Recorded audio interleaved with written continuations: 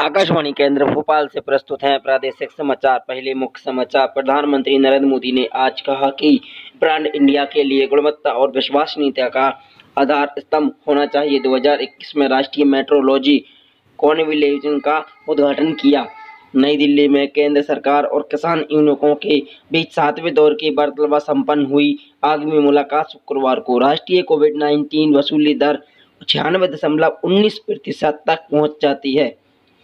में और भी मंत्री कहते हैं, सरकार ने सभी मंत्रालयों और विभागों में डिग्री लॉजर के फास्ट ट्रैक अपनाने के लिए कहा है।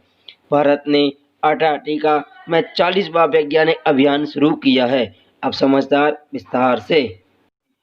प्रधानमंत्री नरेंद्र मोदी ने कहा कि ब्रांड इंडिया के लिए गुणवत्ता और विश्वसनीयता का आधार सिस्टम होना चाहिए। आज स्तरीय वीडियो कॉन्फ्रेंसिंग के माध्यम से नेशनल मेट्रोलॉजी कॉन्क्लेव 2021 के उद्घाटन भाषण को देते हुए श्री मोदी ने भारतीय वैज्ञानिकों और तकनीकों द्वारा प्रदान किए गए कर्तव्यों की सराहना की। भारतीय वैज्ञानिकों की उपलब्धियों पर प्रकाश डालते हुए प्रधानमंत्री नरेंद्र मोदी ने ड्रग रेगुलेटर द्वारा भारत कोविड-19 टीके के लिए किए गए 2 अनुमोदन की सराहना की। उन्होंने कहा, देश दुनिया में सबसे बड़े टीकाकरण कार्यक्रम की शुरुआत की दहलीज पर है और पूरा देश हमारे सभी वैज्ञानिकों और तकनीकों को ऋणी है।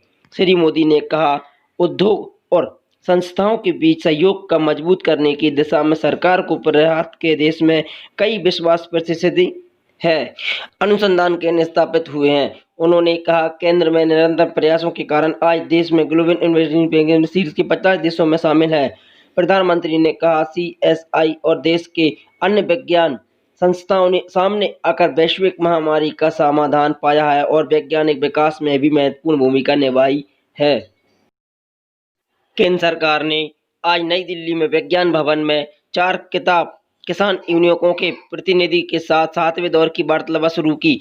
बैठक में केंद्रीय मंत्री श्री नरेंद्र सिंह तोमर, वाणिज्य और उद्योग मंत्री पीयूष गोयल और वाणिज्य और उद्योग राज्य मंत्री सोम प्रकाश और विभिन्न किसान यूनियनों की प्रतिनिधियों ने भाग लिया। बैठक में शुरुआत में आंदोलन के दौरान अपनी जान गंवाने वाले के लिए 2 मिनट का मौन रखा गया। श्री तोमर ने कहा कि पिछली बैठक में दौरान चर्चा को ध्यान में रखते हुए सरकार खुले दिमाग के साथ किसानों के मुद्दे पर समाधान खोजने के लिए प्रतिबद्ध है और दोनों पक्षों को समाधान खोजने के लिए आगे कदम उठाने की आवश्यकता है।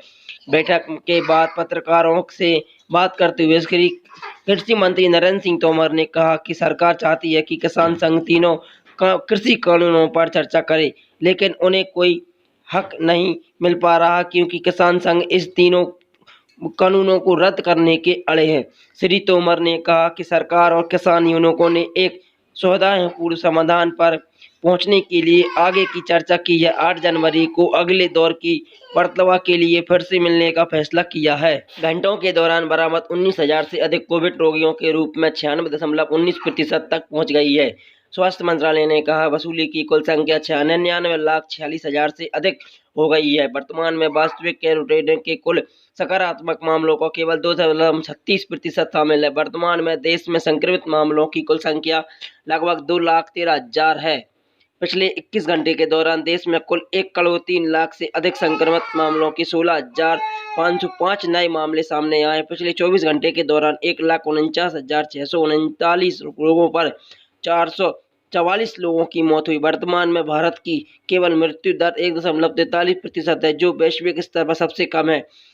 भारतीय चिकित्सा अनुसंधान परिषद के अनुसार पिछले 24 घंटे के दौरान 7,35,000 से अधिक परीक्षण किए गए हैं, जबकि तक जांच मामूली नमूनों की संख्या 17,56,00,000 भारत ने आज अंटार्कटिका में 40वां वैज्ञानिक अभियान शुरू किया। भारतीय अभियान के देश में 4 दशकों के दक्षिणी सफेद महाद्वीप के वैज्ञानिक प्रयास के चिन्हित करता है। 40वें अभियान यात्रा के कल 43 सदस्यों के साथ गोवा में रवाना किया जाएगा।